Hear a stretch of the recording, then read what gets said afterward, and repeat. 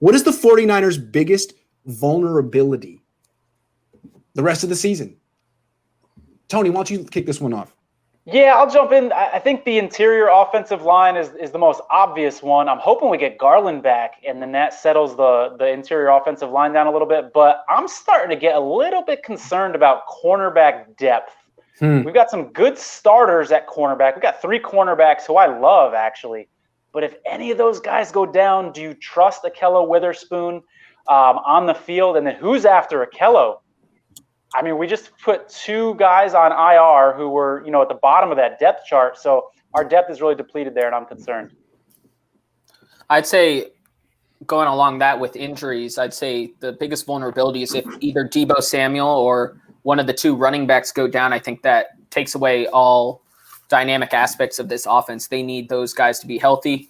And that might mean that if they're up 15 at any point at the rest of the season in the fourth quarter, that means yank them out because you gotta protect your assets, but you can't really play scared. They got to keep Deebo on the field.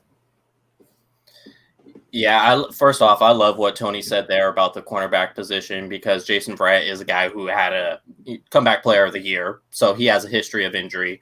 Sherman hasn't necessarily stayed healthy for 16 games since 2015, 14. It's been quite a while that he's played a full 16 seasons or game.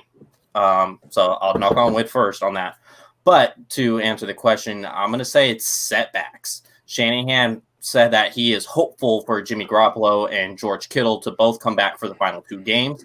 And I think those final 2 games are going to determine the season, whatever they do here, say 2-1. They don't have to go 3-0 these next 3 games. But once they play Arizona and Seattle, those games are going to be huge. So as long as there's no more setbacks, even with Deebo's hamstring, that could be considered a setback if he's not able to go for the game. Okay. Niners' biggest vulnerability. Look, it's 2 things. It's the offensive line. It's terrible, guys. It's really bad. And I've been having fun all day making videos of the Niners' offensive line, setting it to music and putting it in slow motion. And it makes me laugh. Sometimes I use like really sad classical music, or sometimes I'll use like upbeat kind of 1950s like surfer rockabilly. But no matter what music you put behind it, it's embarrassing. Like it's not just bad offensive line play. It's freaking embarrassing. You look at Mike McGlinchey. Not only is he underweight, but he keeps his hands like at his knees.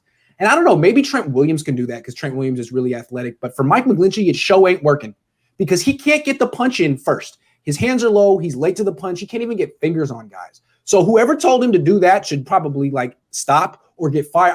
The Niners offensive line is so bad, it almost questioned the offensive line coach because it's like everyone except for Trent Williams. And I get the feeling that Trent Williams can do whatever technique he wants and be good. Like he can be super lazy and still be good. The rest of them can't.